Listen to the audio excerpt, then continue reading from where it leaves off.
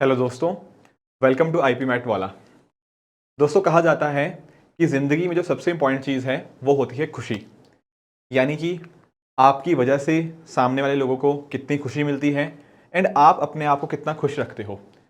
इसी खुशी को मापता है वर्ल्ड हैप्पीनेस रिपोर्ट, जिसके माध्यम से हमें ये पता लगता है कि किस देश के लोग कितने ज़्यादा खुश हैं, कितनी हैप्पी लाइफ वो वहाँ पे जी रहे हैं। दरअसल में अगर मैं बात करूं तो हमें यहाँ पर यूनाइटेड नेशन यूएन की एक बॉडी देखने को मिलती है, United nation sustainable development solution network. ये अलग अलग कंट्रीज़ में जाते हैं, वहाँ के लोगों से पूछते हैं कि भैया बताइए आप कितने खुश हैं, एंड इनके पास कुछ कुछ सवाल होते हैं। उन सवालों के हिसाब से ना ये देखा जाता है कि उस देश के जो नागरिक हैं वो कितने खुश हैं, किस तरह की अवस्था के अंदर हैं। अगर हम बात करें भारत की, तो इस रिपोर्ट के हिसाब से भारत का रैंक आया है 126। अब आप लोग सोच रहे होंगे सर ये खराब है या अच्छा है। देखिए, पिछले साल भी हम 126 पर ही थे, इस साल भी हमारा जो रैंक है वो 126 ही है। यानी कि पिछले साल के मुकाबले ना हम ऊपर गए हैं और ना ही नीचे आए हैं। पर अगर हम बाकी और देशों के मुकाबले इसको कंपेयर करने की कोशिश करते हैं तो आप नोटिस करोगे कि ये नंबर अपने आप में काफ़ी नीचे है। क्योंकि आप नोटिस करो ना, दुनिया भर की कंट्रीज में अगर 125 देश के नागरिक हमसे खुश हैं, हमसे ज़्यादा खुश हैं, तो ये दिखाता है कहीं ना कहीं हमें और तरक्की करने की बहुत ज़्यादा ज़रूरत है। अब आपके दिमाग में आएगा सर होता कैसे है। देखो, 150 से भी ज़्यादा कंट्रीज़ के अंदर इस तरह से सर्वे होता है, लोगों से सवाल पूछे जाते हैं, फिर उस हिसाब से देखा जाता है। यहाँ पर ना टोटल 6 पैरामीटर्स आपको देखने को मिल जाएंगे। पहला पैरामीटर तो ये है कि आपकी सोशल सपोर्ट कैसी है। कई बार आप बीमार होते हो जैसे, तो उस समय आपके पास संभालने के लिए आपको आपके परिवारजन या फिर आपके दोस्त क्या वो हैं अवेलेबल या नहीं हैं।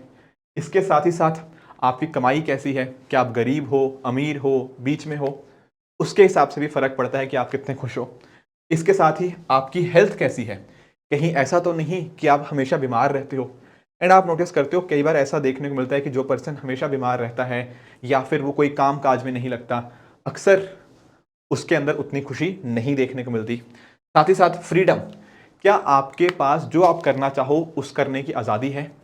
कई दुनिया में देश हमें ऐसे देखने को मिलते हैं जहां पर बोलने की आज़ादी नहीं होती।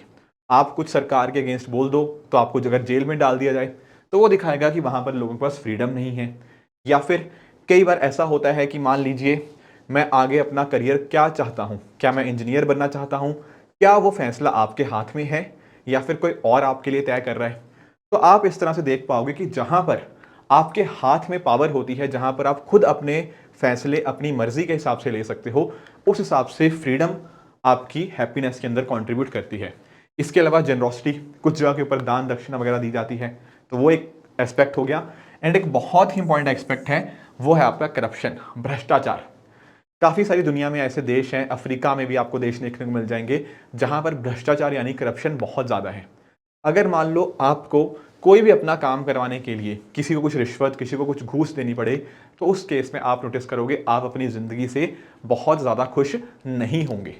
तो लोगों से इस पर्टिकुलर 6 पैरामीटर्स के हिसाब से सवाल पूछे जाते हैं, उनके सर्वेस किए जाते हैं। उस सर्वे के हिसाब से लोगों को जितनी खुशी लगती है फिर उसका पूरा डेटा कोलेक्ट किया जाता है एंड उस हिसाब से अलग अलग देशों को अलग अलग रैंकिंग्स यहाँ पे दी जाती हैं। जैसा मैंने आपको कहा, भारत की जो रैंकिंग आई है वो 126 आपको देखने को मिल जाएंगी। होता क्या है ना, पिछले 3 साल का डेटा लिया जाता है कि पिछले 3 साल के अंदर कितना कितना पैरामीटर्स थे, उसका फिर एवरेज लेकर इस तरह से हैप्पीनेस को बताया जाता है। साथ में अगर मैं बात करूं इस बार की रिपोर्ट की, तो आप नोटिस करेंगे कि जो फिनलैंड देश है ना, जो अगर मैं बात करूं फिनलैंड देश की, तो फिनलैंड ने टॉप किया है। और ऐसा पहली बार नहीं है कि फिनलैंड ने टॉप किया है। फिनलैंड पिछले 7 साल से लगातार फर्स्ट प्लेस के ऊपर ही रहा है। हर बार फिनलैंड का ही फर्स्ट रैंक देखने को मिला है। एंड अगर मैं बात करूं दुनिया भर की सूची की, टॉप 10 कंट्रीज की अगर मैं बात करूं, तो यहां पर आप नोटिस करोगे कि आपके जो वेस्टर्न यूरोपियन कंट्रीज हैं, ज़्यादातर वो देश आपको यहां पर देखने को मिल जाते हैं, चाहे आप फिनलैंड, डेनमार्क, आइसलैंड, स्वीडन और कुछ देशों की आप बात यहां पे देख सकते हो। बात करें अगर एशिया की, तो एशिया में आप नोटिस करोगे सिंगापुर, ताइवान, जापान, इस तरह से ये कुछ मुख्य देश हैं जो दुनिया भर में, अगर मैं बात करूं एशिया कॉन्टिनेंट के अंदर, सबसे ज़्यादा खुश हैं। थोड़ा सा इंडिया के स्पेसिफिक और चलते हैं, देखते हैं और क्या चीज़ें हैं भारत देश के कॉन्टेक्स्ट के अंदर जो कि इस रिपोर्ट में लिखी गई हैं।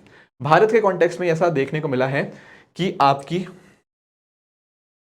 शादी का स्टेटस यानी कि मैरिटल स्टेटस कैसा है, सोशल एंगेजमेंट एंड कहीं ना कहीं फिजिकल हेल्थ, ये डिटर्मिन करती हैं 3 मेजर चीज़ें। और ऐसा इस रिपोर्ट ने पाया है कि जिन लोगों की, अगर ओल्डर मैन की बात करें, अगर उनकी शादी हो रखी है plus at the same time वो अच्छे खासे वेल एजुकेटेड हैं, तो वो ज़्यादा खुश होते हैं एज कंपेयर टू दोस्त जो कि अनमैरिड हैं एंड उनकी एजुकेशन ज़्यादा अच्छी नहीं है। तो इंडिया के केस में ये मेजर चीज़ें देखने को मिली है। साथ ही साथ अगर आप नोटिस करो, कुछ ऐसे लिविंग अरेंजमेंट्स कई बार होता है कि पति और पत्नी के बीच में नहीं बनती, या फिर आपके जो रिलेशनशिप्स हैं उनमें कुछ ना कुछ गड़बड़ चल रही है, तो those are the major reasons behind the dissatisfaction और unhappy nature of people in our country. ठीक है।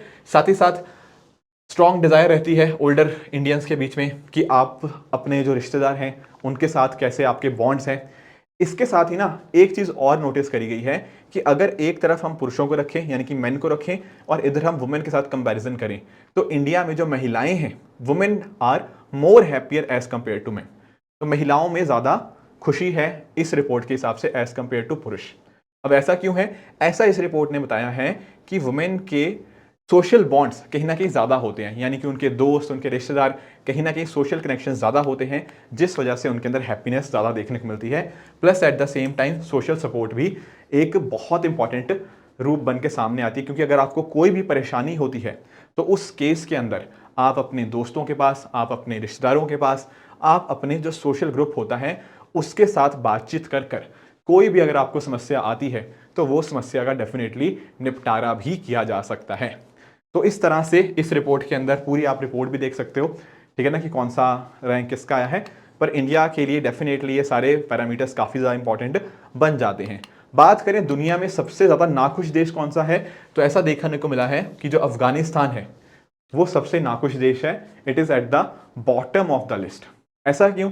देखो, आप जानते हो तालिबान ने जब से 2020 से यहाँ पे पावर रीगेन करी है, तब से ये सारी चीज़ें जो मैं आपको बता रहा था, ना वहाँ के लोगों के पास अच्छी फ्रीडम है, ना वो चूज़ कर सकते हैं किसी भी चीज़ को, वहाँ के लोगों की इनकम भी अच्छी नहीं है, सोशल सपोर्ट भी थोड़ा सा मिसिंग है, कहीं ना कहीं करप्शन भी बहुत ज़्यादा है। ये सारे पैरामीटर जब थोड़े ख़राब होंगे तो अकॉर्डिंगली अफगानिस्तान इस तरह से सबसे निचले क्रम के ऊपर आपको देखने को मिल जाएगा। एक बात और अगर आपको देखनी हो तो यूएस यानी कि यूनाइटेड स्टेट्स ऑफ अमेरिका और जर्मनी, ये पहले दुनिया की सबसे 20 खुश देशों के अंदर आते थे, पर अब ये टॉप 20 से भी बाहर हो चुके हैं। साथ ही साथ अगर आप नोटिस करोगे तो कुछ पैटर्न्स हमें देखने को मिलते हैं। कुछ एरियाज ऐसे हैं जहां पर जो लोग एल्डरली हो चुके हैं वो ज़्यादा खुश होते हैं। वेयरएज अगर हम बात करते हैं ईस्टर्न यूरोप और सेंट्रल यूरोपियन कंट्रीज़ की, यहाँ पर चाहे कोई पर्सन यंग हो, कोई चाइल्ड हो, कोई बड़ी एज ग्रुप का हो, उन सब में जो खुशी का पैमाना है वो लगभग सिमिलर ही देखने को मिलता है। तो कुछ पॉइंटर्स जो हमें यहाँ से टेकअप करने पड़ेंगे वो यही है कि अभी भी भारत के अंदर इन सभी पैरामीटर्स, जो यहाँ पे 6 पैरामीटर्स हैं, इनके रिगार्डिंग हमें काम करना होगा। लोगों के लिए अच्छी हेल्थ प्रोवाइड करनी होगी, लोगों के पास अच्छी अपॉर्चुनिटीज़ होनी चाहिए, स्पेशली महिलाओं के लिए उनको आगे बढ़ने के अगर अवसर मिलेंगे तो कहीं ना कहीं वो इंश्योर कर पाएंगी कि अपनी ज़िंदगी का मैक्सिमम इस्तेमाल उन्होंने किया एंड देश के लिए अच्छे से कंट्रीब्यूट किया। बाकी करप्शन के पैमाने के ऊपर भी हम धीरे धीरे करके बढ़िया कर रहे हैं। डिजिटलाइजेशन ने भी यहाँ पे हमारी काफ़ी ज़्यादा मदद करी है, पर अभी भी स्टेप्स और लिए जा सकते हैं जो कि हमें हमारे गोल तक पहुँचाने में मदद करें एंड जो हमारी प्रॉस्पेरिटी है और हैप्पीनेस है उसका बेनिफिट सिर्फ कुछ लोगों का ना मिले बल्कि सबको मिले। ऐसा नहीं होना चाहिए कि अमीर बहुत अमीर होता जा रहा है एंड गरीब बहुत गरीब होता जा रहा है, जिस वजह से दोनों के बीच की जो खाई है वो बढ़ती ही जा रही है। हमारे जो स्टेप्स हैं, हमारी जो अलग अलग गवर्नमेंट की स्कीम्स हैं, वो सारे मिलकर इसके अंदर हेल्प कर सकती हैं कि जो खाई है इसको भरी जा पाए, ताकि देश के जो लोग हैं वो और भी खुशहाल हो पाए। तो यही था world happiness report 2024 United nation sustainable development solution network के द्वारा जो अभी रिसेंटली निकाली गई है। एक आखिरी चीज़ मैं आपको और बता देता हूं, जो 20 मार्च ये तारीख होती है, हर साल इस दिन को वर्ल्ड डे ऑफ हैप्पीनेस या फिर इंटरनेशनल डे ऑफ हैप्पीनेस के रूप में भी मनाया जाता है। राइट दोस्तों, तो ये थी आज की वीडियो। आई होप आपको आज का सेशन अच्छे से समझ आया होगा। इसी तरह से आप भी अपने एंड पे हार्डवर्क करते रहिए। Thank you very much for the discussion.